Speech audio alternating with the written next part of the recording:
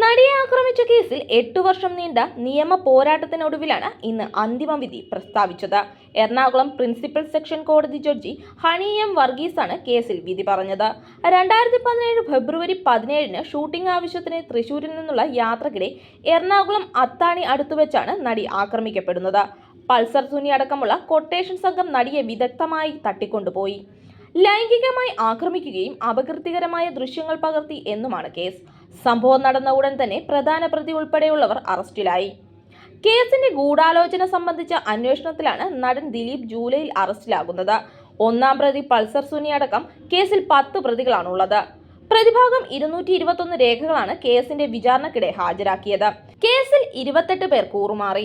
മാനഭംഗം, ഗൂഢാലോചന, സ്ത്രീത്വത്തെ അപമാനിക്കൽ, അന്യായ തടങ്കൽ, തെളിവ് നശിപ്പിക്കൽ, ബലപ്രയോഗം, അശ്ലീല ചിത്രമെടുക്കൽ, പ്രചരിപ്പിക്കൽ തുടങ്ങിയ കുറ്റങ്ങളാണ് പ്രതികൾക്കെതിരെ ചുമത്തിയിരിക്കുന്നത്.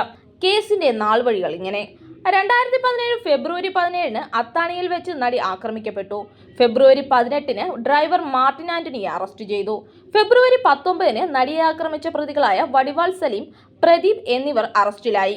ഫെബ്രുവരി 20-ന് നടിയെ ആക്രമിച്ച പ്രതി മണികണ്ഠൻ അറസ്റ്റിൽ. ഫെബ്രുവരി 23-ന് ഒന്നാം പ്രതിയായ പൾസർ സുനി അറസ്റ്റിൽ. കോടതിയിൽ കീഴടങ്ങാനെത്തിയപ്പോഴായിരുന്നു അറസ്റ്റിലായത്. ജൂൺ 28-ന് കേസിൽ നടൻ ദിലീപിനെ ചോദ്യം ചെയ്തു. ജൂലൈ 10-ന് നടൻ ദിലീപ് അറസ്റ്റിൽ.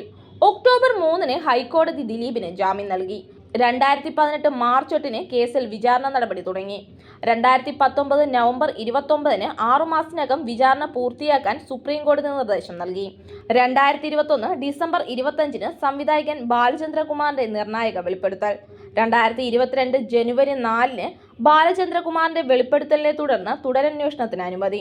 2024 സെപ്റ്റംബർ 17-ന് പൾസർ സുനിക്ക് ജാമ്യം അനുവദിച്ചു. ഡിസംബർ 11-ന് അന്തിമ വാദം തുടങ്ങി. 2025 ഏപ്രിൽ 9-ന് പ്രതിഭാഗത്തിന്റെ വാദം പൂർത്തിയായി.